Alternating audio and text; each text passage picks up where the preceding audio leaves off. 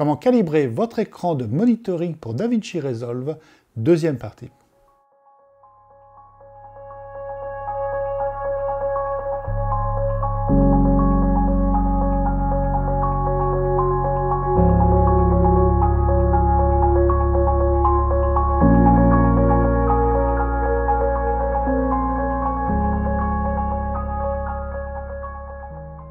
Bienvenue sur cette deuxième partie consacrée à la calibration d'un écran de monitoring pour DaVinci Resolve. Alors tout de suite, si vous n'avez pas vu la partie 1, je vous suggère d'arrêter cette vidéo et d'aller voir la partie 1, puisqu'il y a bien sûr des informations que j'ai données dans la partie 1 que je ne vais pas redonner dans la partie 2, forcément.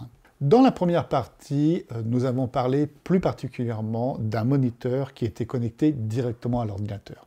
Que ce soit un moniteur de type 8 bits, ou un moniteur de type 10 bits à calibration hardware.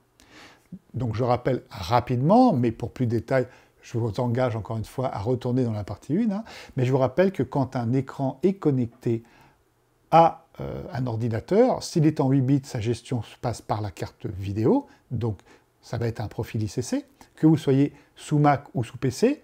La différence sera sous PC, n'oubliez pas de vous mettre en ICC version 2 et en Mac ICC version 4, voilà. Mais toujours est-il que dans ces cas-là, c'est un profil ICC. Si c'est un écran à calibration hardware, c'est différent puisque la calibration sera gérée à l'intérieur de l'écran. Ici, on va s'intéresser à une autre situation, la situation où vous avez connecté une carte Blackmagic. Donc ça va être une carte Decklink ou un Ultra Studio. Alors, je vous rappelle, parce que ça peut vous aider, que si vous avez changé de station, par exemple, et que vous aviez une carte Decklink de type PCI, il est tout à fait possible d'aller installer une carte PCI dans un boîtier type sonné, de manière à pouvoir continuer à utiliser votre carte sur un ordinateur avec par exemple une connexion USB-C, si par exemple vous avez pris un Mac mini, c'est tout à fait possible. Voilà. Toujours est-il que dans le cas où vous avez installé une carte Blackmagic, la gestion de la colorimétrie n'aura plus rien à voir, on n'est plus du tout en profil ICC, quel que soit l'écran que vous connectez dessus. Pourquoi? Parce que cet écran n'est plus reconnu par le système, il est détaché du système de l'ordinateur, la gestion est faite par la carte, d'accord? Donc, concrètement, si vous avez un écran à calibration hardware, vous allez pouvoir bénéficier d'une calibration dans l'écran. Si vous n'avez pas d'écran à calibration hardware et que vous voulez aller assez loin, la seule et unique solution, c'est de créer une lutte 3D que vous allez pouvoir soit placer dans Resolve, dans les préférences de Resolve, on a un dossier exprès pour ça, pour la gestion des luttes, soit il vous faudra une box comme celle-ci par exemple, qui vous permet de mettre la lutte à l'intérieur, et auquel cas, la correction se fera par le flux qui passe à travers la box lutte. Alors, on va aller regarder dans les préférences si la carte est bien présente, elle est activée. Voilà, et vous voyez que vous pouvez ici choisir, bien sûr, la définition, selon ce qui est possible avec la carte que vous avez connectée, mais pensez toujours à bien vérifier cette partie de l'extension, de l'application en fait, qui gère votre carte et qui se trouve dans les extensions, dans les préférences système, de manière à ce que ça se passe bien après dans DaVinci Resolve. Lorsque j'ouvre DaVinci Resolve, donc là on est sur un Mac mini, avec un Big Sur derrière et un Resolve 17, et vous allez voir qu'ici aussi il y a un travail à faire. Alors je vais faire ça. Vous devez ici dans les préférences, vous devez aller choisir la carte. Oui, c'est ça, voilà. Ici, Monitor Device, Save. Et vous devez relancer Resolve dans ces cas-là, pour que ça apparaisse. On va commencer déjà par la chose la plus simple, avant de commencer à vous parler des luttes 3D, qui est un écran à calibration hardware. C'est un très très bon choix. Il faut savoir que par exemple, il y a même des outils les outils très haut de gamme, donc de chez Kalman, Spectracall ou Light Illusion, donc avec maintenant Color Space, puisque avant ça s'appelait Light Space, maintenant c'est Color Space. Ces grands outils sont capables, ces grands outils, puisque c'est vraiment le top du top en outils de calibration, eh bien ces outils sont capables, sur des écrans Bank, et aussi des écrans d'autres marques d'ailleurs, mais sont capables d'aller tirer une lutte 3D et de l'infuser dans les entrailles de l'écran. Hein. Donc on peut aller très très loin en calibration hardware. Je vous rappelle que si vous allez louer un écran qui a été calibré et que vous le prenez pour le mettre sur votre station, vous êtes dans ce schéma-là. Hein. Dans le concret, lorsque vraiment votre chaîne, vos câbles, tout marche bien, c'est transparent, hein, vous n'avez pas de souci. Hein. Par contre, en effet, ce qui est beaucoup moins transparent, c'est le fait d'utiliser les paramètres, vos conditions de travail pour spécifier des informations lors de la création de sa lutte 3D dans l'écran, hein, qu'on va intégrer dans l'écran. Hein. Pour ce qui est des écrans de type, par exemple, Bank, hein, les écrans haut de gamme, je vous rappelle tout de même, parce que c'est une question parfois que les gens se posent, qu'il y a des presets. Alors les presets ne sont pas faits comme ça en usine, à la chaîne. Hein. Chaque écran haut de gamme, chez Bank et chez aussi toutes les autres marques qui font des écrans très haut de gamme, hein, concrètement. Chaque écran est analysé à la sortie, à la fabrication, et vous avez d'ailleurs dans votre boîte, dans votre carton, vous avez une petite enveloppe avec les résultats, non pas des écrans, mais de l'écran qui est dans la boîte. Hein. L'écran, vous avez les résultats, et tous les presets qui sont à l'intérieur, Rec 709, DCP3, Adobe RVB, ont bien été faits par rapport à l'analyse qui a été faite pour votre écran. Donc évidemment que quand vous l'achetez, je précise, si jamais vous avez besoin d'utiliser le preset par exemple DCP3, il ne sera jamais dans les choux, il sera bon, hein, mais il faut quand même rappeler qu'il a été fait par rapport à une norme. C'est-à-dire que si vos conditions de travail ne sont pas sur cette norme, fatalement, cette calibration ne sera plus valable, hein, entre autres au niveau de la luminosité en candela et au gamma. Hein. Et autre point, c'est bon quand ça sort d'usine. Les écrans bougent, les écrans vivent. Donc fatalement, qu'une calibration qui a été rentrée lors de la sortie usine, quand vous allez utiliser votre écran et qu'il va avoir une usure, cette calibration, elle ne bouge pas, elle n'évolue pas, elle reste comme elle était en sortie d'usine. Donc au fur et à mesure, ce preset n'est plus juste, du moins il n'est pas aussi juste qu'il peut l'être quand il sort d'usine fatalement. Donc vous avez toujours intérêt à refaire une calibration personnelle, mais je tiens quand même à vous le rappeler parce que dans le cas où votre écran est récent et que tout d'un coup vous avez besoin de regarder à travers un autre type d'espace, les espaces qui sont dans les presets des écrans haut de gamme ne sont pas des espaces qui ont été mis sur toutes les dalles au passage de la chaîne, hein. Non, non, ils sont sortis après avoir une analyse de votre écran. D'accord ? C'est-à-dire qu'il y a une analyse et de là sont générés les différentes presets et ils sont infusés dans l'écran. Hein, voilà. Entre deux dalles, en d'autres termes, ce n'est pas la même calibration qui est entrée à l'intérieur, voilà, pour être plus simple. Je rappelle ça parce que parfois on a ce côté de dire oui, mais on est très loin. Non, c'est pas vrai. On n'est pas très loin quand on a un écran qui est neuf. Mais c'est vrai que quand vous allez la faire chez vous, dans vos conditions, vous êtes beaucoup plus juste. Est-ce que c'est plus intéressant d'aller utiliser, je dirais, la calibration hardware, ou est-ce qu'il est plus intéressant d'aller tirer une lutte 3D ? Du moins une lutte 3D que vous allez infuser dans DaVinci Resolve, voilà, dont l'analyse va passer à travers le flux de DaVinci Resolve. On verra dans cette deuxième partie, je vais vous présenter un outil gratuit que vous pourrez télécharger et que vous allez pouvoir utiliser pour créer vos propres luttes 3D d'affichage que vous pourrez utiliser dans DaVinci Resolve ou d'ailleurs avec d'autres logiciels ou d'autres équipements, on va dire. Est-ce que c'est plus intéressant ? J'aurais une tendance à vous dire que ça dépend quel flux.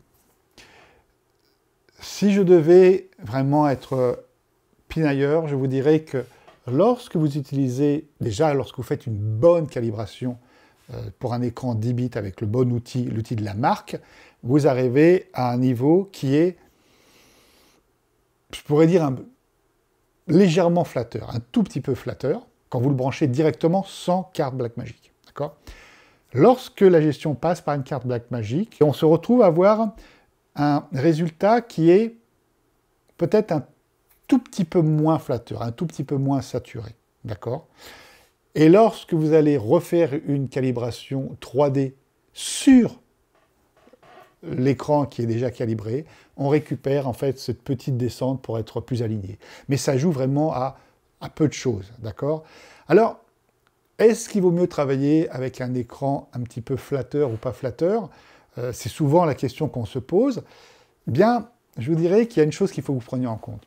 Si, par exemple, votre travail, c'est de bosser pour de l'Internet, pour des chaînes YouTube, bref, eh bien, il faut comprendre que 95-99%, je ne sais pas, des spectateurs qui regardent votre film, regardent sur un écran qui n'a jamais été calibré et qui sont en sortie, en standard, toujours trop saturés. Ils claquent trop avec un point blanc qui est plus froid, des images donc qui sont plus contrastées, plus saturées. Donc, si vous avez un écran, si vous voulez, qui lui n'est plutôt un peu, je veux dire pas, enfin qui est juste, mais qui n'est pas un petit peu saturé en plus, ce qui se passe, c'est quand vous renforcez un peu cette saturation, parce que si vous aimez les images saturées, et que la personne derrière regarde ça à travers un écran qui, encore une fois, resature, vous voyez où on va? Dans ces cas-là, moi, personnellement, je trouve que c'est plus malin de rester sur un écran qui est un petit peu plus saturé. Pourquoi? Parce que vous n'allez pas être au même niveau, évidemment, que la personne qui a été acheter un écran et qui a un truc qui arrache à fond la saturation. On ne va pas travailler de cette manière-là. Mais d'avoir un écran un tout petit peu plus flatteur, je trouve que c'est pas plus mal pour ce fil-là. Par contre, si jamais vous produisez un film ou donnez à une norme de télévision, là, non. Vous devez rester vraiment sur une norme et c'est plus intéressant dans ces cas-là d'avoir un affichage qui est très précis de l'espace. Voilà. Donc vous voyez, c'est deux manières de voir les choses, et on verra que selon ce que vous utilisez comme outil, selon aussi le type de dalle, c'est vrai que vous allez employer, vous allez avoir une... Même si à l'analyse de la sonde, ça vous donnera un delta erreur qui est très bon, vous aurez comment dire, une perception, un ressenti qui sera plus ou moins saturé de votre image. Voilà. Dans le même état d'esprit, c'est vrai que les deux technologies dont on parle le plus maintenant pour ce type d'écran, c'est quoi? C'est ou des dalles de type IPS, comme les banks, comme les écrans à calibration hardware qui viennent un peu du monde des arts graphiques, qui ont comme avantage l'IPS d'être très précis sur la couleur, stable dans le temps. Par contre, le problème d'une dalle IPS, c'est qu'elle n'a pas de noir profond. C'est la faiblesse de ce type de technologie. Et les nouvelles technologies qui sont arrivées depuis quelque temps avec les dalles OLED, elles, au contraire, elles ont un noir extrêmement profond. Elles délivrent une image qui serait plutôt flatteuse avant d'être, bien sûr, ramenée avec une lutte 3D. Toujours est-il qu'ils ont une tendance à être plus saturés. Par contre, les couleurs sont bonnes aussi sur les bons écrans OLED, hein, parce qu'il y a bien sûr différents niveaux de qualité dans l'OLED, mais dans les bons écrans OLED, on a cette qualité colorimétrique. Par contre, la dalle durera moins longtemps dans le temps. Elle aura une tendance à permettre un affichage en luminosité beaucoup moins important, ce qui est un petit peu contradictoire parce qu'on voit des OLED en HDR, hein, mais toujours est-il que la technologie permet un affichage un peu moins puissant en lumière, alors que l'IPS permet au contraire un affichage très très fort. Voilà. Donc vous voyez, selon la technologie de la dalle, vous allez avoir un rendu qui sera un peu différent, et ça aussi, ça peut aussi vous changer votre fusil d'épaule sur le flux et la gestion de la couleur que vous allez faire. Voilà. Cependant, si vous voulez un OLED professionnel, haut de gamme, vous allez arriver à des prix qui s'envolent, qui vont être beaucoup plus chers qu'une dalle IPS de type art graphique, hein, beaucoup plus cher. C'est aussi une des raisons pour lesquelles certains coloristes, certains étalonneurs se tournent vers des télévisions OLED qui arrivent à avoir quand même une bonne qualité parce qu'ils ont quand même un écran qui est plus abordable qu'un moniteur OLED de grandes marques en vidéo qui sont extrêmement chers. Voilà. Donc voilà, c'est un peu rapide, c'est un raccourci un peu rapide, mais c'est intéressant de vous le dire parce que selon aussi la manière dont vous travaillez, si vous travaillez dans le noir, si vous travaillez dans une lumière, dans une petite pénombre, si vous travaillez avec, au contraire, beaucoup plus de lumière, selon que cet écran soit un écran pour vous, voir les couleurs, ou pour des clients qui sont à distance et qui sont assis sur un canapé et qui veulent un affichage assez grand, vous allez choisir des écrans différents, fatalement. Pour moi, l'IPS, c'est vraiment un très très bon écran pour la personne qui étalonne, voilà. Et pour un client, c'est vrai qu'une télé en 55, en 65, en OLED, c'est plus agréable, comme sur un autre type d'installation, un vidéoprojecteur qui va projeter en grand l'image quand on travaille sur de la fiction. Hein, voilà. Pour la dalle IPS, faire une calibration hardware sur un bank avec un Palette Master Element, c'est pour moi très performant. Ça en plus, un gros avantage, c'est que vous n'avez plus à gérer une histoire de lutte 3D, vous n'avez plus à vous planter, parce qu'il faut bien gérer les luttes dans DaVinci Resolve, mais on va en parler, toujours est-il. Donc c'est très intéressant, ça donne une image, je vous dis, peut-être un petit peu péchue, à partir du moment où on va, je dirais, utiliser Palette Master Element de manière plus avancée. Donc on va aller voir ça tout de suite, comment on va tirer dans Palette Master Element une calibration hardware en étant vraiment spécifique pour DaVinci Resolve. Dans la première partie, on avait vu plutôt des calibrations hardware de type un peu plus avancé tout de même, mais de type un peu plus général. Mais dès que vous travaillez vraiment que pour DaVinci Resolve, on va pouvoir changer un petit peu la manière de travailler. Nous allons voir maintenant comment faire notre calibration hardware dans un mode plus avancé pour DaVinci Resolve. Dans la première partie, on a utilisé Palette Master Element, certes en mode avancé, mais je n'ai pas changé beaucoup de réglages à l'intérieur. Je suis resté sur des réglages qui pourraient s'adapter à différents types de logiciels. Okay, ici, on va rentrer un petit peu plus en détail sur ce que vous pouvez faire pour affiner encore ces réglages. Alors, je vous rappelle tout de suite que lorsque vous voulez faire une calibration, que ce soit un profil ICC pour un écran 8 bits, que ce soit un écran à calibration hardware, que ce soit quel que soit le moniteur, vous devez le laisser chauffer pour que l'électronique soit stable, de manière à ce qu'il n'y ait pas de décalage colorimétrique. C'est assez amusant de voir d'ailleurs dans certaines marques que j'ai des souvenirs comme ça d'écrans que lorsque je les démarrais, lorsque je les ouvrais, avait un rendu carrément, je me rappelle d'une marque, je ne vais pas la balancer ici, ça ne sert à rien, mais les couleurs étaient vraiment quasiment presque violettes. Par contre, étonnamment, une fois qu'il était chaud, il était bon, il n'y a pas de souci. Hein. Mais bon, ce n'est pas le cas sur les écrans IPS modernes que je vois le plus souvent. Hein. Mais je me rappelle de cette marque, par exemple, ça voulait bien dire que tant que l'électronique n'est pas chaude, eh bien, les couleurs n'étaient pas bonnes à l'écran, en tout cas, elles n'étaient pas stables. Voilà. Donc, on attend au moins 30 minutes, même si je pense que les écrans modernes, on pourrait aller plus vite, je pense qu'on n'a pas plus besoin de 30 minutes. On attend 30 minutes avant de commencer à faire une calibration. Je vous rappelle aussi une chose, si vous êtes connecté avec un ordinateur récent et un écran récent comme ce SW271C, dans ces cas-là, vous pouvez mettre un câble USB-C. Il fera les deux choses que l'on attend.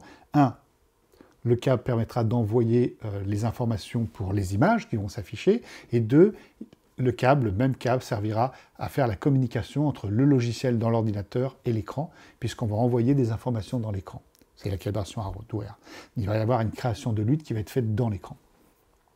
Si jamais vous êtes connecté en DisplayPort ou en HDMI, dans ces cas-là, vous devez rajouter un câble USB, mais de toute manière, le logiciel va vous dire qu'il a un problème pour communiquer avec l'écran. Autre petit point encore à rappeler, attention si vous utilisez des HDMI. Moi, c'est vrai que quand je fais ce genre de choses, je préfère enlever et mettre un DisplayPort, parce que l'utilisation d'un HDMI, ça va vraiment être différent selon la qualité de votre câble. Il y a vraiment beaucoup de standards en HDMI, donc c'est toujours des câbles un peu délicats lorsque vous faites une calibration. Vous faites très attention d'être au moins sur un câble 2.0 ou 2.1. C'est le minimum pour avoir de la qualité. Alors, on se retrouve pour faire une calibration hardware du Bank SW271. Dans le cas où on le met sur une carte D-Link ou un Ultra Studio, mais sans tirer de lutte derrière. C'est-à-dire qu'on va l'utiliser avec sa calibration hardware. Dans ce cas précis, moi, je préfère nettement, donc là, je vais mettre Rec 709, je vais laisser pour le Rec 709 en candela les 80, les gamma 2.4, et ici, je vais me rester à 0 absolu. Voilà, je fais suivant. Je vais mettre cette calibration en 2, et ici, je vais me mettre en lutte 16 bits. Encore une fois, je tirerai un profil avec un grand nombre de patchs. Voilà. Et je vais démarrer la mesure. Alors voilà ce que j'obtiens à la fin de la calibration comme résultat. Je vais mettre ici un REC 709, même si c'est pareil. Bon voilà. Donc c'est vraiment très très propre, hein. On va faire une simulation en 3D. Voilà ce que ça donne en 3D, hein. C'est propre. Donc vous voyez, nous avons vu comment faire une calibration hardware de manière plus avancée dans Palette Master Element, plus avancée ou plus précisément, plus personnalisée pour DaVinci Resolve, hein. Donc synthétiquement, on va rester sur une intention colorimétrique absolue, donc avec un point noir 0 absolu. Et on va par contre, au niveau du type de profil, on va se mettre non plus en matrice, mais on va se mettre en LUT 16 bits. Voilà, pour faire simple. En faisant ça, lorsque vous allez brancher votre écran sur votre carte Blackmagic, vous aurez un bon ratio au niveau du noir, vous aurez une image agréable à regarder. C'est une manière plus simple en fait de travailler la colorimétrie, mais très juste, hein. Voilà. Si vous voulez, ne vous inquiétez pas aussi pour les levels, c'est-à-dire on sait que sur un REC 709, on doit être entre 16 et 235. Ne vous inquiétez pas, tout ça, ça se règle dans DaVinci Resolve, hein. Les levels sont gérés par le logiciel, hein. Donc ne vous inquiétez pas. Donc quand vous le connectez, ça se passe vraiment très très bien, hein. Après, personnellement, je préfère aller tirer une lutte 3D sur un REC 709, et pour être clair, sur un DCI-P3, je trouve que sur une dalle IPS, l'utiliser avec directement la calibration hardware, je trouve ça vraiment très très bien, hein. Alors, lorsqu'on crée une lutte 3D avec un outil comme DisplayCal, puisque c'est l'outil que je vais vous présenter maintenant, on a différentes manières de faire. La première manière de faire, on pourrait mettre notre écran IPS 10 bits en user, c'est-à-dire en mode avancé, en mode personnalisé, refaire un précal avec les canaux, d'accord, rouge, vert, bleu, refaire la luminosité, donc avec le précal, et après tirer la lutte 3D. Le seul point qui peut vous paraître un peu délicat sur DisplayCal, c'est qu'il y a tellement de possibilités pour aller je dirais, pour rechercher une lutte 3D qui s'applique vraiment à votre besoin. Il y a tellement de paramètres possibles, d'intention, de rendu, qu'au final, vous risquez d'être un petit peu perdu par toutes ces possibilités. Alors, sur le site du fabricant, vous avez, même en français, un mode d'emploi qui est assez détaillé, mais qui reste quand même un petit peu... qui n'est pas super simple à travailler. Donc, on va parler ici déjà de l'utilisation avec un moniteur Bank, le SW271C, parce que je l'ai depuis un moment prêté par Bank, et j'ai fait énormément d'essais, pour me rendre compte d'ailleurs que la manière de s'en servir la plus performante, vous n'allez pas le trouver. Enfin, du moins, c'est pas évident, je l'ai vu nulle part. C'est-à-dire qu'on va aller voir tout de suite ce qui se passe quand on va l'utiliser comme on vous annonce, comme les presets de DisplayCal sur ce type d'écran. On y va tout de suite. Et vous allez voir qu'on a un petit problème lorsque l'on le fait comme ça. Alors ici, on voit les résultats lors d'une sortie d'une lutte 3D sur un écran IPS haut de gamme art graphique, hein, donc un 10 bits calibration hardware, si jamais vous conservez le réglage, je dirais, preset resolve de DisplayCal. Sur ce type d'écran, ce qui va se passer, comme vous voyez ici, notre gamut, le résultat est bien plus volumineux. On le voit ici. Ce qui se passe, c'est qu'elle va aller vers les performances en fait de l'écran. Elle ne va pas s'arrêter au REC 709. Comme ces écrans sont nativement calés sur l'Adobe RVB, vous voyez que si je mets Adobe RVB, clac, et voilà, on se retrouve là. Donc on a bien demandé une lutte de type REC 709, mais ce qu'on obtient, c'est un espace colorimétrique beaucoup plus gros que le REC 709. On va le regarder en 3D.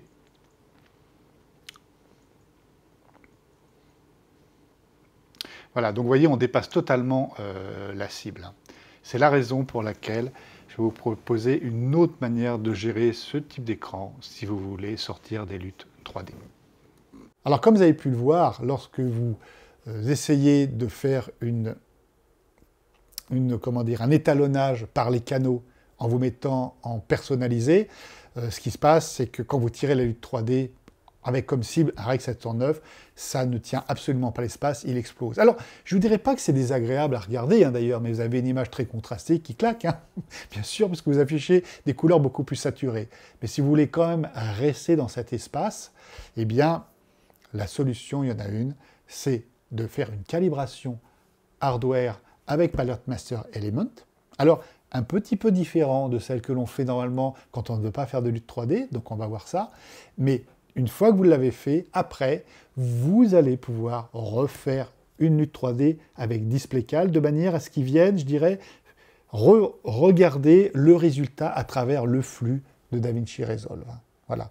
Là, et ça m'amène à vraiment un résultat très intéressant. Alors attention, à partir du moment où on va utiliser l'écran de cette manière-là, qu'est-ce qui se passe? On a créé déjà une calibration hardware qui nous donne exactement notre gamut, notre volume, notre espace couleur. Quand on va tirer une lutte qui doit travailler que sur cet espace, fatalement, on va perdre un tout petit peu de pourcentage. Donc il faut accepter cette perte. On a, à mon sens, un gain au niveau du rendu des couleurs, de la perception des couleurs. Après, encore une fois, ça joue, voilà. Mais on a ce petit gain que moi j'apprécie. Mais on va avoir une petite perte. Alors, à vous de voir si au final, vous trouvez pour ce type d'écran qu'il est plus intéressant de faire une calibration hardware et de travailler de cette manière-là, ce qui marchera, il n'y a aucun problème, ou alors, si vous avez envie, vous êtes prêt à perdre ces quelques pourcentages. Je dirais que... Alors, c'est difficile parce que selon l'écran, selon pas mal de petites choses, selon les réglages que vous avez faits, selon donc votre résultat sur déjà votre calibration hardware dans l'écran, eh bien, vous avez déjà un pourcentage, un volume qui est à 100%, à 99,8%, à 100,2%, enfin voilà, vous avez des résultats un peu différents. Donc, je ne peux pas vous donner une marge, mais si je devais donner, allez, une appréciation, on va dire que si jamais vous étiez à 100% ou à 99% à la calibration hardware, après avoir fait la lutte 3D, vous allez vous retrouver avec un 97%, 95%. Vous voyez, vous ne perdez pas beaucoup non plus, normalement. Par contre, le résultat est vraiment très intéressant, je trouve. Voilà. Donc voilà. Si par contre, on est sur un DCI-P3 et que sur l'écran qu'on utilise, on n'est pas à 100%, là, vous allez perdre beaucoup plus. Vous allez perdre plus. Je trouve ça moins intéressant pour ce type d'écran. Vous pouvez aussi tirer des luttes différentes. Parce que moi, je l'ai fait sur j'en ai fait sur pas mal d'écrans, mais toujours est-il que là, pour cette série, je me suis vraiment axé sur le SW271C, de manière à pouvoir faire un nombre important de tests. Je ne pouvais pas le faire pour tous les écrans, toute cette batterie de tests, et vraiment, selon les intentions que vous mettez dans l'outil DisplayCal, l'intention colorimétrique, vous allez avoir des résultats différents. Donc moi, vraiment, ce que je vous engage, par contre, une fois que vous avez fait votre lutte 3D, DisplayCal a une partie vérification qui peut être très poussée. On peut demander une analyse d'un certain nombre de patchs assez important pour vraiment avoir le résultat de ce que l'on obtient. Donc utilisez vraiment la fonction de vérification qui est incluse dans DisplayCal. Voilà. Nous allons regarder maintenant comment on va faire une calibration hardware de notre écran Bank, en sachant qu'on va faire des réglages avec une intention d'aller faire une lutte ensuite avec DisplayCal. On va voir qu'on va changer certains paramètres de manière à ce qu'on aille un peu plus loin lors de la création de la lutte 3D. Alors, on se retrouve sur Palette Master Element. Je vois que le moniteur est reconnu, pour la sonde aussi, mais on peut cliquer sur vérifier le capteur. Et ensuite, on va aller sur avancer avant de démarrer. Là, on va aller cliquer sur suivant. Alors ici, il y a pas mal de choses. On voit déjà l'espace de destination. Donc là, c'est Adobe RVE pour la photographie. Mais ce qui va nous intéresser, nous, c'est plutôt les espaces comme le DCI-P3 ou encore le REC 709. C'est les deux espaces qui, en vidéo, vont nous intéresser. Même si on peut faire des customs après, d'ailleurs. Pour le point blanc, on voit qu'on est à D65 pour 6500 degrés Kelvin, mais si vous voulez vraiment aller vers le vrai point blanc en XY, hein, qui est à 6504, vous pouvez le faire. En dessous, quand on clique sur un preset, on trouve les primaires pour le Rec 709. Hein. Donc les primaires, c'est ce qu'on va retrouver ici, hein, tout simplement. Et pour la luminance, ici, j'ai mis 80 pour suivre la norme, mais vous pourriez très bien modifier cette luminance, comme on l'a vu dans la partie 1. Hein. Si votre pièce ne suit pas la norme, vous pouvez être au-dessus en candela ou en dessous. Je vous rappelle qu'il faut être entre 30 et 40 candela supérieurs au nombre de lux qui est dans votre pièce, tout simplement. Pour le gamma, c'est en rapport avec les candela. Hein. Donc là, ici, je suis en 2.4 parce que je suis à 80 candela. Maintenant, si vous augmentez le nombre de candela, fatalement, il faudra diminuer le gamma et à l'inverse aussi. Alors ici, le point noir, c'est ici qu'on va voir un petit peu quelques changements, pour commencer. Dans la première partie, je suis resté sur quelque chose d'assez standard, c'est-à-dire que intention colorimétrique, on était sur une intention absolue. Ça veut dire que les noirs sont vraiment marqués. Si vous choisissez de cocher cette case, auquel cas vous êtes dans une intention relative, et ce qui va se passer, c'est que vous allez avoir plus de détails dans les noirs, c'est-à-dire qu'ils vont plus vite se lever. C'est intéressant, je trouve, pour Resolve, d'aller se placer plutôt en intention relative. Ici, je suis avec une Display Plus, je mets 0,3. Display Pro, Display Plus, vous mettez à 0,3. Si vous êtes en Spider 4, Spider 5, vous restez à 0,5. D'accord? Et je fais suivant. Ici, on choisit l'emplacement. Donc, je me mets en calibration 1. Pour moi, je laisse le nom de ce profil. V4 pour les Mac, V2 pour les PC. Et ici, là, ça va changer aussi. Alors, selon le logiciel, pour quelle raison vous tirez votre profil, avec quoi vous voulez l'utiliser, vous allez vous mettre en matrice. Alors, c'est le cas général, la matrice. Hein. Matrice, vous allez vous mettre, si vous êtes par exemple en Adobe RVB pour Photoshop, vous allez vous mettre en matrice. Mais pour Resolve, il est plus intéressant de tirer un profil de type LUT 16 bits. Voilà.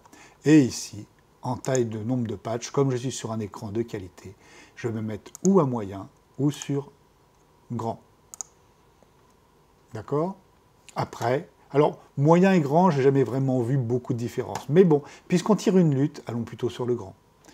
Vous verrez que quand on tire des luttes 3D, là, il faut vraiment mettre un grand nombre de patchs. Alors, lutte, on va aller au maximum, si c'est mieux quand même.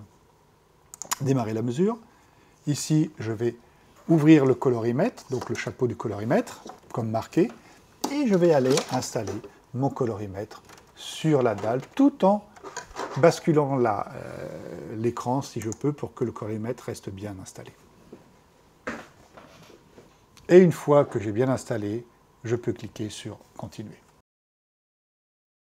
Alors, on arrive à la fin de la lecture des patchs, et là, nous allons vérifier les résultats. Donc, on clique sur « Valider l'étalonnage », « Continuer »,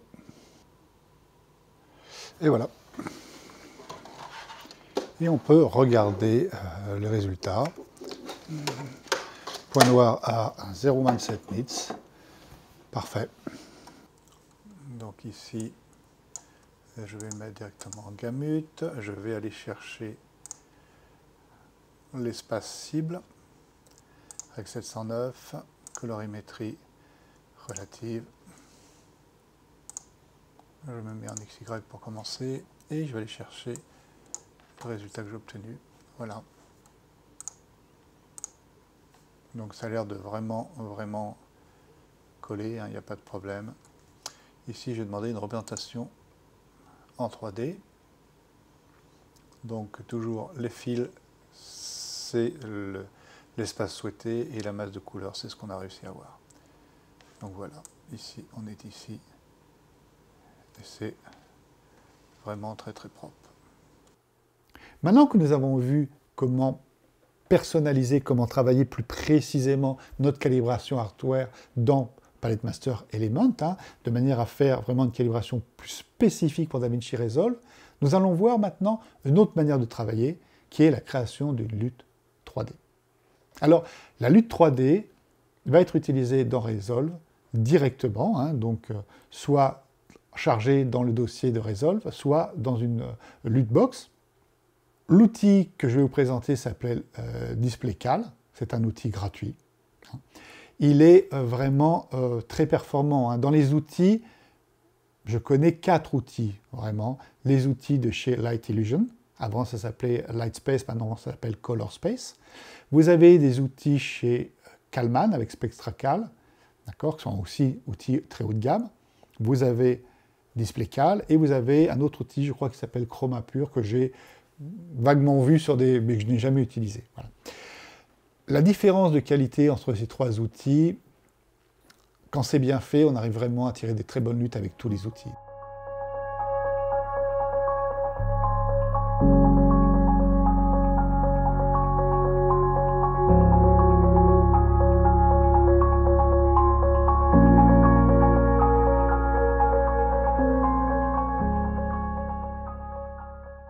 Par contre, vous avez un point qui est très intéressant avec les 2 autres outils, c'est que vous avez la possibilité aussi d'aller parler avec les écrans haut de gamme. Même si vous ne voulez pas tirer une lutte 3D à utiliser dans Resolve, vous pouvez calibrer votre écran Bank en ouvrant un ColorSpace de chez Light Illusion.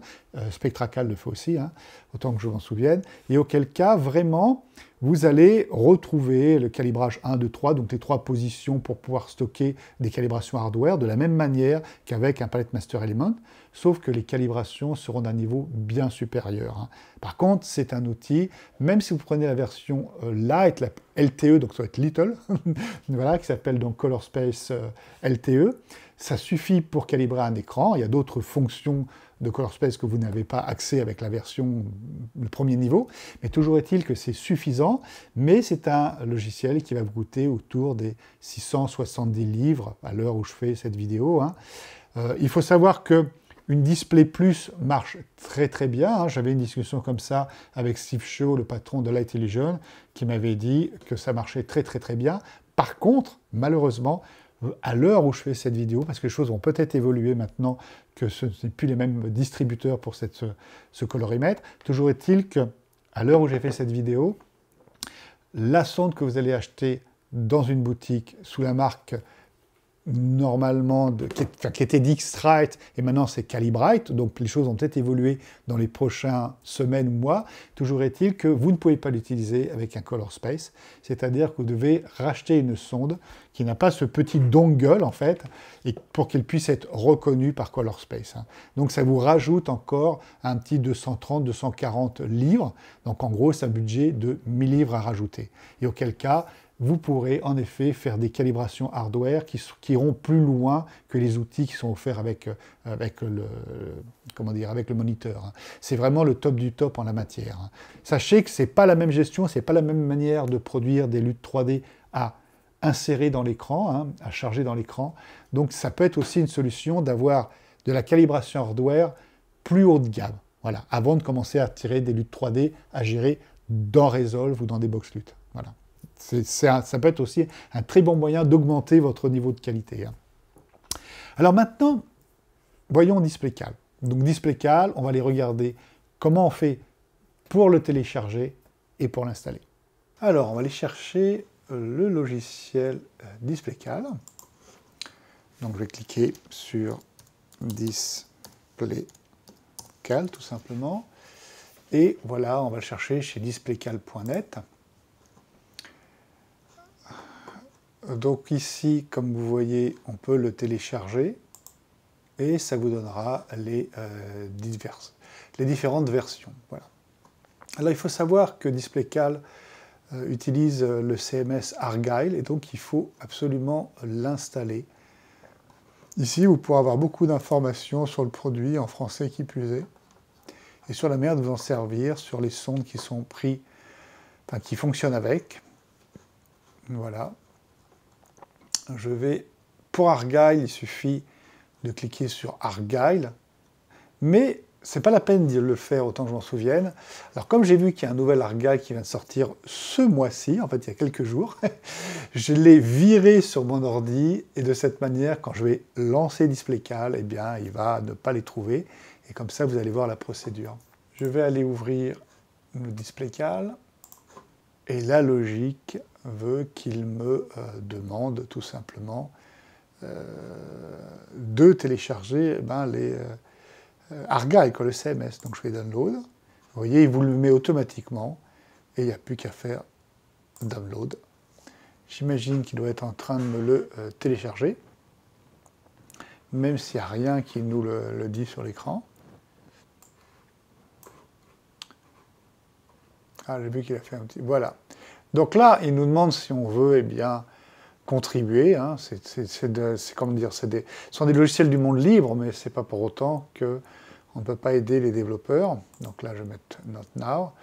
Et maintenant, ici, j'imagine qu'il est connecté à Argyle. Je pense qu'on doit pouvoir le vérifier ici. Voilà, il a donc bien trouvé les utilitaires Argyle et on est bien en 2.1.2 sur la dernière version. Voilà, donc vous avez installé DisplayCal.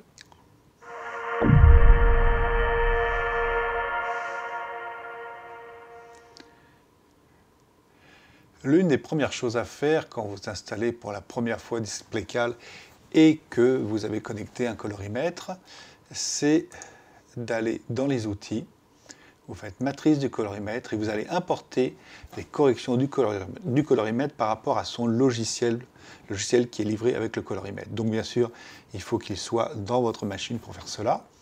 Donc je vais ici importer. Voilà. Ici, je vais choisir mon colorimètre. Alors c'est un display plus, mais on trouvera les outils de ce colorimètre dans le logiciel. Voilà, et là j'ai qu'à faire automatique. De toute manière, il me dit surtout qu'ils sont placés dans A1 Profiler. Voilà. Voilà. Maintenant, on sait que les outils de correction sont bien intégrés à DisplayCal. Donc vous avez vu, l'installation est assez simple, hormis pour les Mac à puce M1. Alors, à l'heure où je fais cette vidéo, malheureusement, c'est pas... Vous pouvez arriver à l'installer, j'ai réussi, mais c'est quand même un petit peu... vous allez mettre les mains dans le cambouis. Hein. Maintenant que nous avons fait cette calibration hardware spécifiquement pour aller tirer notre 3D, on va aller maintenant dans DisplayCal et on va aller voir quels sont les paramètres à régler pour notre bank SW261C pour obtenir un résultat très intéressant en Rec 709. Alors, je vais tirer une lutte à partir de ma calibration qui est avec une intention relative, placée à 0,3. Je vérifie bien sûr que dans le color management, il n'y a pas de lutte chargée. Et je vais aller chercher DisplayCal. Là, je repars sur quelque chose de standard. Je laisse en automatique. Ici, je le laisse pareil. Mais ici, je vais aller changer. Alors là, je vais mettre 0,2. Et je vais aller changer l'intention, où je vais laisser colorimétrie absolue avec adaptation du point blanc.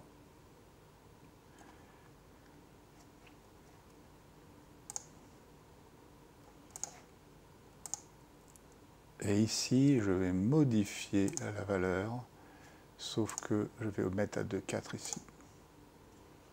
Et je reste en relatif, en effet. Voilà.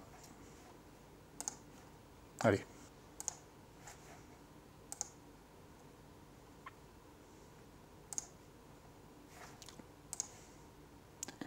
Il faut que je... Une fois qu'on l'a rentré l'IP une première fois, tant qu'on n'arrête pas l'application, il reste chargé. Donc, hop, je me mets ici. Et je vais démarrer la lecture. Je remets un petit panneau entre mes deux écrans, c'est-à-dire mon écran de travail et mon écran de monitoring, afin que la luminance de l'écran de travail ne vienne pas rentrer en ligne de compte dans la lecture des patchs.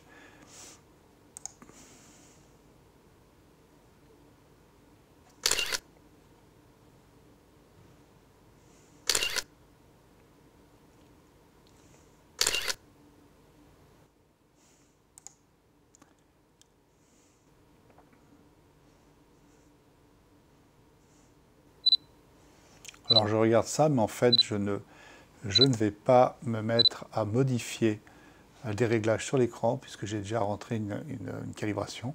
C'était juste à titre d'information, mais j'aurais pu très bien passer directement à l'étape suivante. Et maintenant je vais poursuivre la caractérisation, c'est-à-dire l'envoi de tous les pages qui vont me servir à créer la lutte.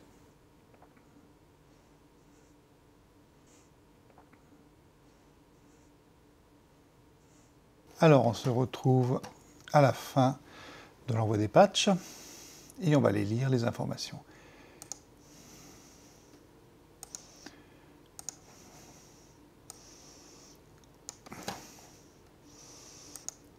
Quand même très absolu.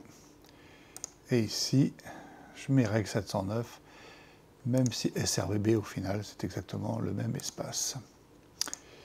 Alors, ça me paraît pas mal du tout.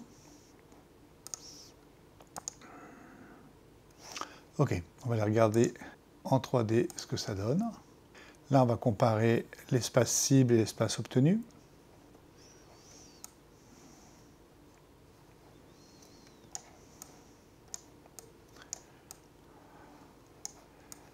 On est pas mal du tout. Alors, je vais enregistrer le profil, enfin la lutte, plus précisément. Et je vais lancer la vérification.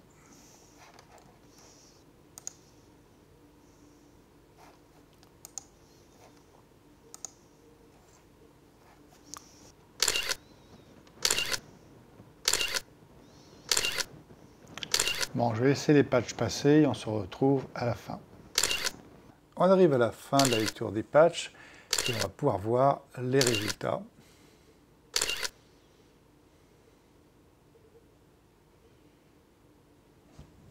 Alors,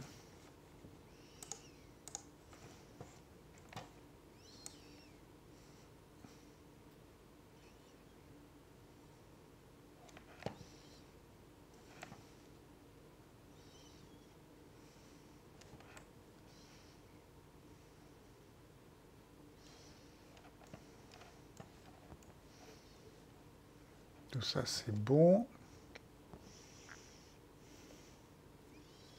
On est vraiment bien, hein. On est vraiment pas mal du tout.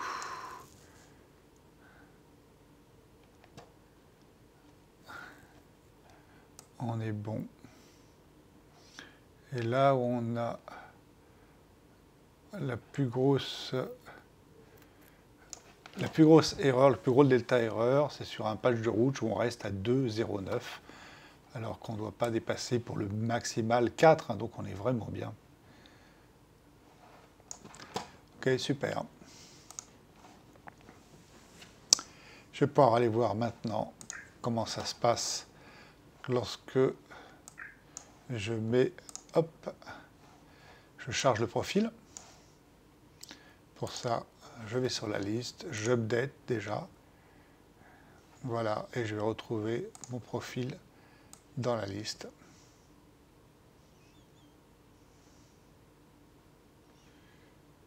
Il est, hop là, il est là. Je voulais aussi vous parler de cas où vous avez un écran de type vidéo 8 bits, comme un Panasonic, voilà, des écrans classiques en SDI. Si vous avez ce type d'écran, pour moi, c'est moins précis qu'avoir une dalle IPS, soyons clairs, ou une dalle OLED haut de gamme, évidemment, mais c'est beaucoup moins précis, mais si vous avez ça, vous pouvez utiliser en effet DisplayCal pour pouvoir améliorer cette précision colorimétrie. Bien sûr, en rapport avec les possibilités de votre écran, hein, bien entendu. Alors pour ça, je vous donnerai une petite astuce. La logique au départ, c'est de prendre son écran, de le connecter sur notre carte Blackmagic, évidemment, puisque là, pour je dirais, la gestion profil ICC sur ce type d'écran, vous oubliez, hein. À part si vous le mettez en PC, etc. Mais bon, toujours est-il que normalement, ça se marche vraiment connecté à une carte Blackmagic. Ici, vous pouvez faire un précal. Maintenant, sur ce type d'écran, vous n'allez pas vous retrouver avec les canaux. Enfin, vous avez les canaux, mais vous avez beaucoup d'autres paramètres possibles. Vous avez du backlight, vous avez plein de choses. et vous risquez très facilement de vous mettre un peu en sucette sur le précal, hein, partir un peu en vrille. Le conseil que je vous donne et qui marche vraiment bien, c'est déjà, pour commencer, vous refaites un réglage usine, d'entrée de jeu, voilà. Et ensuite, quand ces écrans vous permettent de faire un Blue Only, vous allez faire un étalonnage Blue Only. Je ne vais pas vous faire voir, par contre, comment faire un Blue Only. Si jamais vraiment ça vous intéresse, je pourrais très bien faire sur le blog une petite vidéo rien que là-dessus, hein, pour faire comment faire un Blue Only. Hein. Normalement, n'importe quel assistant devrait être capable de faire un réglage Blue Only en post-production, pas en post-production, en production, pardon, parce que c'est plutôt là qu'on le fait. Hein. C'est quand même très utile de pouvoir recaler un écran pour au moins se rendre compte de la luminosité, voilà, de ne pas être dans les choux. Donc c'est vraiment une fonction, tout le monde devrait être capable de le faire. Je ne vais pas le faire ici, parce que sinon, ma vidéo va être vraiment très très très longue. Je pense que déjà, elle va être très longue, voilà. Donc, mais laissez-moi en commentaire si jamais vous voulez que je fasse une petite vidéo là-dessus, et je vous ferai une vidéo pour vous faire voir comment on fait un étalonnage Blue Only avec un écran vidéo, hein, tout simplement. Alors je rappelle que la fonction Blue Only n'a pas pour objectif de faire une correction colorimétrique. Hein. Vous ne pouvez pas corriger des erreurs d'adressage couleur avec une fonction Blue Only. Ce n'est qu'un étalonnage. C'est-à-dire que vous allez pouvoir appliquer la bonne luminosité, vous allez pouvoir toucher et vérifier le contraste, sans que ce soit très précis, mais quand même.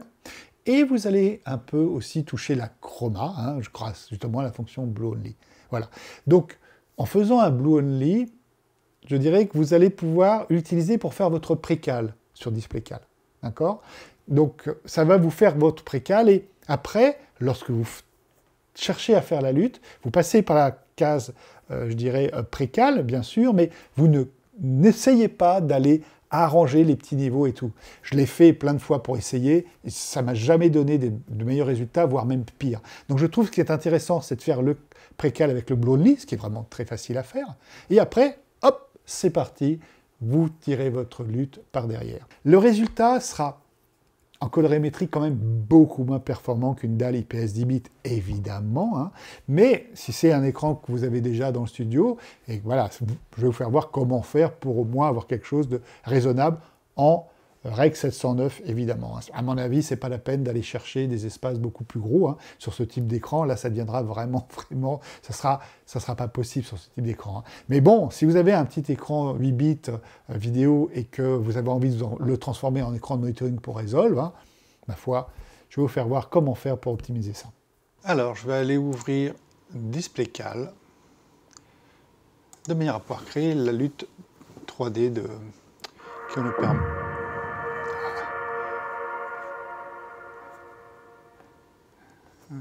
Je laisse la petite musique de DisplayCal arriver. Donc là, je sélectionne lutte 3D pour Resolve. Ici, pour cet écran qui est un Panasonic BTL 2050, qui est un écran 8 bits, sans calibration hardware, je vais aller sur étalonnage. Comme j'ai déjà fait un étalonnage avec la fonction Blue Only, je vais laisser tout ça tel quel, tel que mesuré, en fait par le précal, entre guillemets, fait par l'étalonnage avec le Blue Only. Ici, je vais laisser les 1550. Je vais créer un nouveau nom de profil. Et ici, maintenant, ce que je vais faire, c'est que je vais changer, je vais garder l'espace Rec 709, mais par contre, en courbe de tonalité, je vais me mettre en personnalisé. Mais enfin, si vous vous mettez en personnalisé comme ça, avec un 2.4 du gamma, il est plus intéressant ici de vous mettre en relatif. Voilà. Et je vais garder colorimétrie absolue avec adaptation du point noir. Alors il faut savoir que là, les réglages que je fais sont par rapport à cet écran. Je vais avoir normalement un gabut un peu plus étendu, mais en même temps un très bon, donc évidemment je vais avoir un delta erreur, je vais avoir quelques patchs qui vont sortir de l'espace cible que je veux, mais le résultat est vraiment bien lorsque je l'utilise après comme écran de monitoring. Enfin, toujours est-il en rapport avec ce que peut faire ce type d'écran comme écran de monitoring. Selon l'écran que vous allez vouloir, enfin pour lequel vous allez faire sortir une lutte 3D, c'est vrai que parfois il est intéressant de changer l'intention de rendu ici. Voilà, donc parfois, en effet, ça peut être intéressant de vous mettre en colorimétrie relative, ou alors apparence perceptuelle, voire perceptuelle. Mais c'est difficile ici de vous donner vraiment, comment dire, un preset unique, parce que selon l'écran, on va changer parfois l'intention de rendu de manière à vraiment obtenir quelque chose le plus satisfaisant possible. Alors bien sûr, vous devez préparer la vérification en rapport avec ce que vous avez mis ici. D'accord? Donc ici, je mettrai personnalisé et relatif. Et voilà, je vais laisser cette mire-là pour qu'elle aille assez vite en fait, mais pour vous, vous pouvez vous mettre plutôt en mire de test large, si vous voulez aller plus loin sur la mesure de vérification. Alors, on va aller tirer la lutte 3D maintenant. Je clique sur étalonner caractérisé, j'accepte, et je vais aller sur DaVinci Resolve pour connecter DisplayCal à Resolve. Donc ici, il faut se mettre dans la partie à couleur, Workspace, Moniteur calibration, Portrait display, et là on va rentrer l'adresse IP.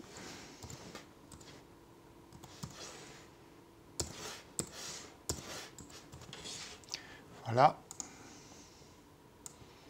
Je mets ici, je viens rechercher DisplayCal. Je vais augmenter la zone et je vais commencer la mesure.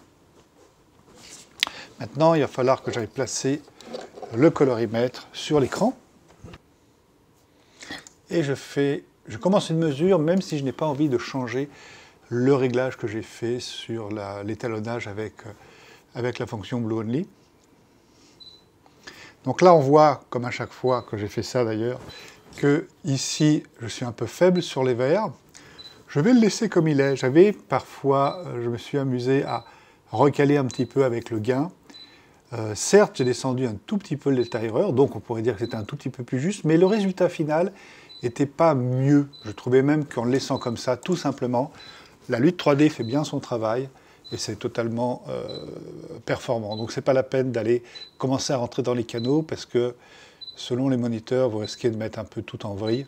Donc vous le laissez comme ça. Alors si c'est totalement à l'ouest à tous les niveaux, ça serait plutôt embarrassant. Mais là, on n'est pas totalement à l'ouest non plus. Donc on fait arrêter et on envoie les patchs pour tirer la lutte 3D. Voilà. On se retrouve tout à l'heure quand les patchs sont finis. Quand le passage et patchs sont finis, pardon.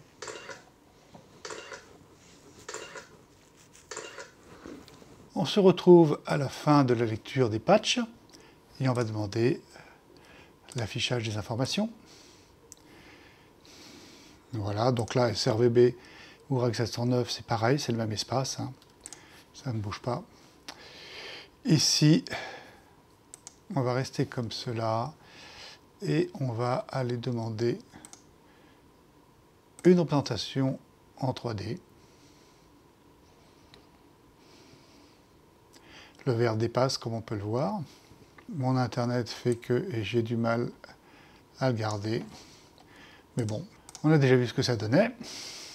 Je ferme cela et j'enregistre la lutte. Et maintenant, on peut lancer la vérification de manière à avoir plus d'informations sur ce que l'on a obtenu. Et je commence la mesure. Alors, on se retrouve maintenant sur le report après l'analyse. Ici, on va se mettre avec Rebalance pour voir comment ça se passe à ce niveau-là. Donc, je vois que là, le moyen est bon, le maximum delta erreur est à 4, bon, pas très étonnant. Ici, je vois que je suis bon, 0,86. J'ai déjà eu mieux, mais avec ce type d'écran, ça me paraît un peu difficile. Et là, je regarde, et je suis pas mal, quoi. Je vois que j'ai une seule couleur dans les violets, qui est sortie en delta erreur et qui est à 4. Hein. Tout le reste est bon. Ce qui est vraiment pas mal du tout. On va regarder donc la corrélation au niveau de la température. On est bien entre ce que l'on veut obtenir et ce que l'on obtient. Ici, au niveau du gamma. Voilà. Et regardons maintenant la balance. Donc on voit qu'il y a quelques petits trucs qui partent. L'idéal serait évidemment une balance où tous les points restent comme ici, quoi, tout aligné. Mais bon, là, jamais vraiment totalement, hein, quand même. Alors après, je regarde ici. Et en effet, je vois que les points qui ont posé le plus d'erreurs, c'est bien ce point-là. On est d'accord, et c'est notre 4 dans le delta erreur de l'analyse. Hein. Voilà. Ok, donc c'est plutôt pas mal. Pour ce qui est des ordinateurs à puce M1 et Big Sur, au niveau de la gestion de la couleur, c'est un petit peu différent. Je me doute que certains d'entre vous sont sous Big Sur pour ce qui est DaVinci Resolve et sont aussi en Apple M1. Pourquoi? Parce que c'est un ordinateur qui a un rapport qualité-prix vraiment très très intéressant. Le Mac Mini est une machine super. Hein, voilà. Si on n'est pas une grosse boîte de prod, on a avec un Mac M1 une machine qui fera vraiment tourner correctement DaVinci Resolve. C'est vrai. Avec quelques surprises. Il y a certains fils qui passent moins bien, du moins où c'est moins véloce, mais en majorité, c'est vraiment très puissant. Toujours est-il que au niveau de la colorimétrie, là, ça se gâte un peu. Alors on est première semaine d'octobre. Pourquoi je précise ça? C'est parce que les choses peuvent évoluer au niveau aussi bien des logiciels de calibration qu'au final que l'operating system. Toujours est-il qu'aujourd'hui, lorsque je fais une calibration avec un moniteur qui n'est pas à calibration hardware, le résultat que j'obtiens est pour moi pas très satisfaisant. La qualité est vraiment pas au niveau d'un ordinateur avec une réelle carte vidéo. Il n'y a rien à faire. Alors, c'est un petit peu sans surprise, puisque cette gestion de la couleur sur ce type d'ordinateur et de moniteur passe par l'OS et la carte vidéo. Un ordinateur à puce M1, ce n'est pas un ordinateur avec une carte vidéo dédiée, tout est dans la puce. Donc au final, ça se montre beaucoup moins performant pour la vidéo, soyons clairs. Alors, bien sûr, est-ce que c'est une machine que je conseille? Oui, j'arrête pas de la conseiller à mes propres stagiaires. Pourquoi? Parce qu'encore une fois, pour un budget raisonnable, eh bien, on peut avoir une machine puissante. Et pour avoir un écran, qu'est-ce qu'on fait? On prend un écran à calibration hardware. Puisque dès qu'on veut faire de toute manière de la qualité, avoir un bon monitoring, vous l'aurez compris, on est sur des écrans aujourd'hui, des écrans 10 bits à calibration hardware. À partir du moment où vous prenez un écran 10 bits à calibration hardware, comme le Bank SW271C ou un autre de la gamme d'ailleurs, eh bien, la gestion de la couleur n'est pas dans l'ordinateur, elle est bien en hardware. Et auquel cas, Palette Master Element marche parfaitement bien. Alors, comme toujours avec cette application, et avec toutes les applications d'ailleurs, vérifiez toujours le colorimètre s'il est bien reconnu. Là, on voit qu'il apparaît puisque j'ai bien mis une display plus, donc un colorimètre qui monte à 2000 nits. Et je vais faire vérifier le capteur, même s'il est vert. Voilà, il vaut mieux toujours faire bien attention que ce soit le bon colorimètre qui est bien reconnu. Je fais démarrer. Ici, je vais faire suivant.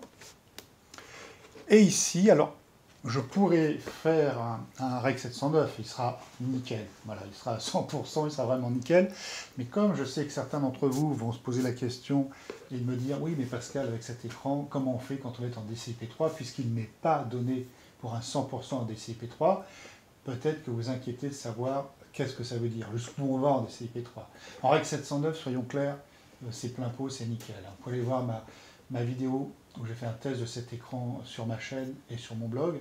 En Rec 709, c'est nickel. Et vous allez voir qu'en DCI-P3, c'est beaucoup plus que 90% ce qui est annoncé par Beck. Mais on va le contrôler. On va tout simplement le contrôler. Alors ici, on va même se mettre en custom pour vous faire voir aussi une petite subtilité qui risque de vous poser un problème, ou du moins vous risquez de vous poser cette question. Alors ici, je me mets film DCI-P3. Là, vous voyez, il me donne pour la luminosité 48 candela, ce qui est la norme, 47 plutôt, enfin 47-48. Et ce que je vais faire ici, c'est que je vais me mettre, comme pour moi, c'est-à-dire je vais mettre à 70 candela. Et donc, évidemment, le gamma, je vais le descendre à 2.4, puisque mon écran sera donc plus lumineux qu'à 48. Ici, ce qui se passe quand on fait ça, c'est que on sort du preset qui a été enregistré, du preset tout simplement, qui est dans Palette Master pour le DCI-P3. Alors là, petite chose importante, mais pour Resolve en particulier, il vaut mieux préférer un profil de type LUT 16 bits. Voilà. Et le logiciel vous permet de faire ce choix entre l'un et l'autre. Donc on clique ici et on va les mettre une LUT 16 bits. Voilà. C'est la subtilité pour aller plus loin à cause de la gestion de Resolve.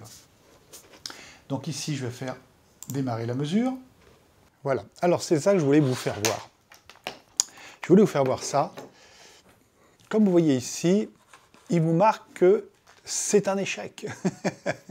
Alors en fait, c'est un échec. Pourquoi? Parce que ici, vous voyez, alors il y a le delta erreur moyen, qui est celui qui nous intéresse toujours, mais le delta erreur maximal, qui est je dirais l'endroit où la couleur a été loin de la cible, voilà, est aussi important. Et normalement, elle est placée à 8 quand on fait un DCI-P3 avec le preset de Palette Master. Pourquoi? Parce que, bien, tout simplement, l'écran n'arrive pas à afficher la totalité de cet espace.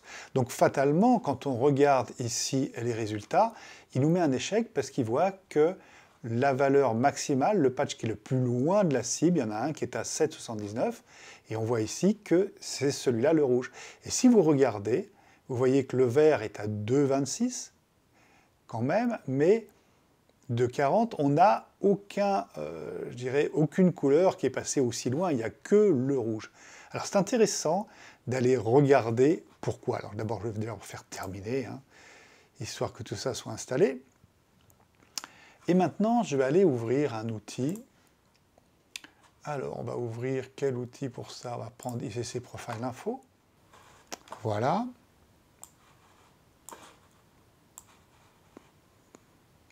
Pour qu'on voit un petit peu où on en est. Ici, je vais choisir, puisque c'est un DCI-P3, je vais choisir lequel? Celui-ci, voilà. Et je vais être en perceptuel. Tac. Donc, comme vous voyez, quand on regarde comme ça, donc là, on est d'accord qu'on est sur un DCI-P3. C'est celle que je viens de faire, avec une lutte 16 bits. Je vais le mettre en AB parce qu'on va mieux voir le problème. Et là, regardez à cet endroit-là. Vous voyez que sur les rouges, il ne vient pas dessus. Alors, comme vous pouvez le voir, il faut que je me mette que sur celui-là, d'ailleurs, pour le voir, parce que partout, je suis bon, parce qu'il y a juste une toute petite faiblesse sur les rouges. Donc, c'est pour ça qu'à mon avis, on n'est pas du tout à 90%. Alors, je vais tenter de regarder une présentation en 3D, en sachant qu'avec ma connexion Internet, puisque ça passe par Internet, ça m'étonnerait que ça se passe bien, mais on va quand même essayer. Voilà. Donc, comme vous voyez ici, tant que je ne touche pas, il ne se plante pas. Mais vous allez voir ici, vous voyez que le profil, les fils sont la cible, la couleur, c'est ce qu'on a obtenu. Donc, on voit qu'ici, vous voyez, le manque, il est là. Mais quand vous voyez l'espace, la taille de l'espace, il ne saute pas, tout va bien jusqu'ici. Ah voilà, bon, c'est parti. Donc quand je vais essayer quand même de vous le faire voir en espérant qu'il ne va pas planter. Voilà. L'espace est énorme. Donc là, hop, bon, c'est embêtant, impossible de le faire fonctionner. Voilà, c'est bon, voilà, comme ça. Comme vous voyez, il manque très très peu. Hein. Donc les 90%, non, pour moi, on est, voilà, ici, on le voit beaucoup mieux, ce qui manque, c'est ici. Vous voyez, donc on est vraiment très très loin. Hein. Je veux dire, on est à, je sais pas, on est peut-être à 98, 99%. Sauf que les fabricants mettent toujours une valeur inférieure à ce qu'ils obtiennent en résultat. Pourquoi? Parce qu'ils ne veulent pas que quelqu'un se plaigne comme quoi il ne va pas aussi loin, quoi. Voilà. Ah, ça y est, je peux le tourner sans que ça plante. Super. Donc voilà, donc on voit que j'ai pas de manque, il n'y a que sur cette partie rouge, voilà qui fait ce manque, et c'est pour ça que vous avez cette erreur. Si vous voulez voir ce que ça donne, je vais essayer de vous en mettre un, donc Rec 709, voilà, je vais en mettre un que j'ai fait récemment, DCI-P3, Rec 709, voilà, en voilà un. Hop là, je l'envoie, tac, vous voyez que là, bon voilà, là, en Rec 709, fatalement, j'ai beau me mettre dans toutes les positions, et même si je fais ça, vous allez voir que, bon, en Rec 709, fatalement, c'est nickel. Hein. Mais bon, c'est un peu normal. Donc, vous voyez, là, il n'y a pas du tout de manque nulle part. Il n'y a pas non plus de trou. C'est ni trop, ni trop peu. Voilà, donc là, ça se passe mieux parce que c'est plus léger à manier. Donc voilà, donc comme vous voyez, là, le profil est nickel, nickel. On sentirait peut-être ici un poil, vraiment. Ça serait plus qu'un poil, voyons voir si je peux le voir. Voilà, je le vois ici, voilà, ici. Un peu dans les violets. Et d'ailleurs, si je regardais le résultat, j'imagine que c'est là où j'aurai le delta erreur maximal le plus important dans ces couleurs violettes, puisque je vois qu'elle est là, là. Mais vraiment, comme vous voyez, c'est peanuts, quoi. Gestion par l'OS, c'est un petit peu bizarre. Les résultats sont probablement là. Gestion en calibration hardware, c'est très très bien. Hein, voilà. Donc toujours est-il que ça marche comme ça. Pour ce qui est des viewers et tout, je suis moyennement satisfait aussi du retour. Il n'y a rien à faire. Hein. C'est-à-dire que quand on laisse l'operating system et la puce M1 gérer la colorimétrie, voilà, c'est pas aussi bon, nettement pas aussi bon. Alors maintenant, qu'en est-il d'utiliser DisplayCal avec un appareil avec un Big Sur et une puce M1? Je dis un Big Sur parce que peut-être qu'on aurait le même problème sur un ordinateur Big Sur sans puce M1. C'est peut-être le problème est peut-être de l'OS Big Sur à l'heure actuelle. Comme sur mon autre machine, je ne suis pas en Big Sur, eh bien, au final, je n'ai qu'avec ce Mac M1. Voilà. Donc, ici, lorsque vous installez, à l'heure où je fais cette vidéo, lorsque vous installez DisplayCal, il vous propose de télécharger le CMS Argyle 2.1.2. Alors, ce CMS, c'est bien le CMS qui fonctionne normalement à l'heure où je vous fais cette vidéo avec DisplayCal. Cependant, ça ne fonctionne pas avec Big Sur, et en tout cas avec la puce M1 aussi, ou peut-être Big Sur. Voilà. Argyle a déjà fait une mise à jour qui est le 2.2, mais le 2.2, l'operating system, Big Sur et la sécurité n'arrêtent pas de vous bloquer, comme quoi il ne sait pas d'où ça vient, patati patala, impossible de passer. Vous avez beau forcer en lui demandant d'ouvrir quand même, il vous réembête, dès que vous lancez la calibration, ça replante, impossible d'en sortir. Donc encore une fois, première semaine d'octobre, comme je voulais faire ce test, j'ai vraiment insisté et j'ai été trouver une solution, enfin avec les développeurs et le forum de DisplayCal au final, hein, qui est de transformer votre 2.1.2 en 2.1.3. Il faut changer certains fichiers dans les valises, mais c'est quand même une solution très bricolage. Hein. Et d'ailleurs, alors ça se passe bien. D'ailleurs, si vous faites ça, vous verrez qu'à la fin, lorsqu'il a tiré la lutte, tous les écrans sont noirs. Vous paniquez pas, l'ordinateur n'est pas planté, la calibration n'est pas plantée. Vous devez aller derrière, débrancher le cordon de votre écran pour le remettre, parce qu'en fait, à la fin, il plante tout, il ne sait plus où il en est. Mais ça ne change rien sur la lutte qui est sortie. Hein. Elle est bien traitée, il n'y a pas de problème. Il y a un petit truc, par contre, qui n'arrive pas à enregistrer avec cet operating system. Donc j'ai l'impression qu'il y a quand même des petites choses, c'est un peu du bricolage, mon histoire. Hein. Mais bon, à l'heure où vous allez regarder cette vidéo, très certainement qu'entre DisplayCal et Argyle, ils auront trouvé la solution. Mais toujours est-il qu'à l'heure où je fais cette vidéo, utiliser DisplayCal sur un M1 et Big Sur, c'est possible, mais je me suis quand même un peu pris la tête. Les luttes qui seront sorties seront correctes, mais voilà, vous allez quand même un petit peu... c'est un petit peu... Déjà, l'installation est un petit peu... je dirais, du bricolage, quelque part. Ça vous demande de mettre un peu les mains dans le cambouis. Et là, pour le coup, c'est vraiment pas du plug and play. Hein. On est bien d'accord. Absolument. Comme d'ailleurs sur cette puce M1, l'installation d'une carte D-Link ou d'une TraStudio. Hein. C'est pas du plug and play. Alors encore une fois, j'espère que les choses vont évoluer. Mais voilà où on en est. Je voulais vraiment faire le test aussi avec cet appareil parce que je sais que certains d'entre vous, avec DaVinci Resolve, ont acheté un Mac Mini. C'est une bonne machine, mais la gestion de la couleur, c'est un peu délicat. Je ne peux que vous engager à aller prendre un écran à calibration hardware, puisque là, vous aurez plus ce souci, on est d'accord. Plus de problème de gestion sur les viewers, parce que ça sera une calibration hardware. Et si vous utilisez un de ces écrans en monitoring, vous faites la calibration hardware et vous laissez la calibration hardware fonctionner. Vous n'avez pas besoin d'installer un DisplayCal dans ces cas-là, ça marchera très bien.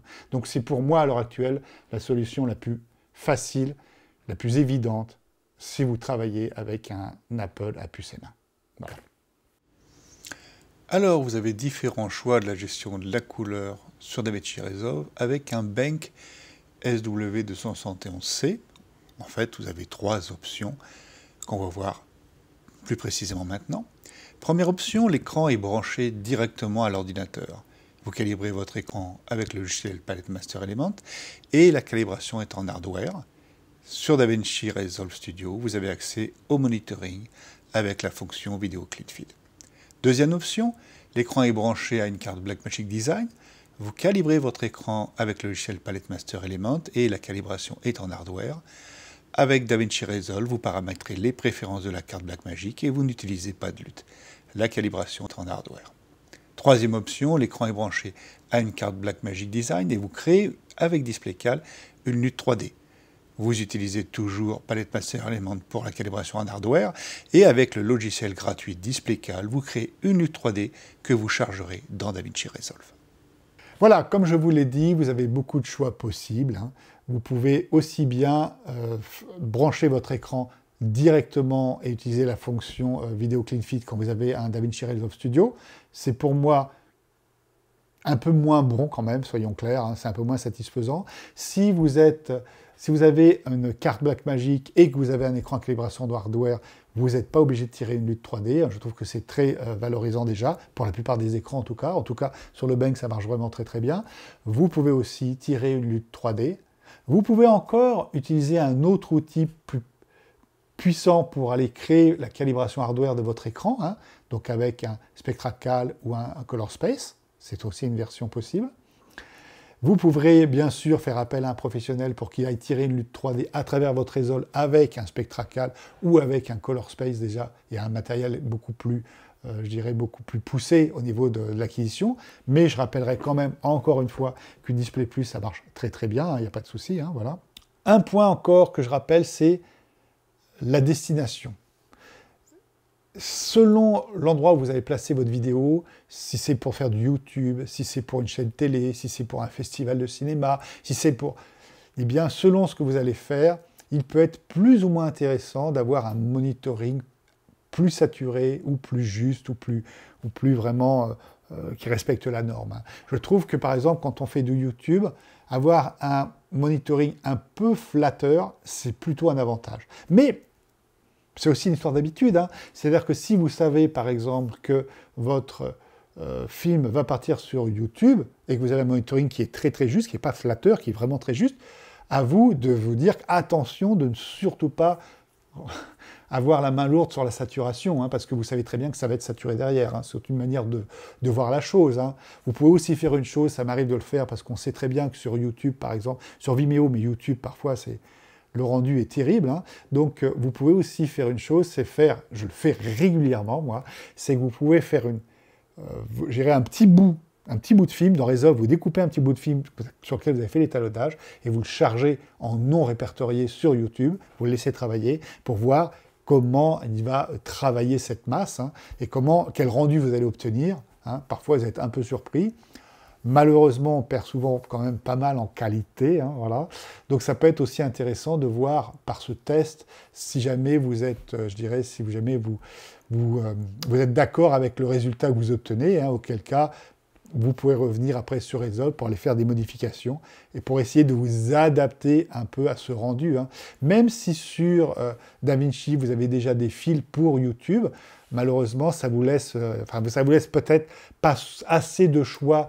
Par exemple, pour tout ce qui est compression, hein, je trouve que moi, je me mets souvent en custom, et voilà, et je vais travailler. Et après, au fur et à mesure, vous allez vous habituer à savoir, par rapport à votre écran, voilà, comment vous devez ressentir la saturation, le contraste, lorsque vous produisez un film qui doit être envoyé après sur une chaîne YouTube. Ça devient une habitude après, hein, voilà. Bon.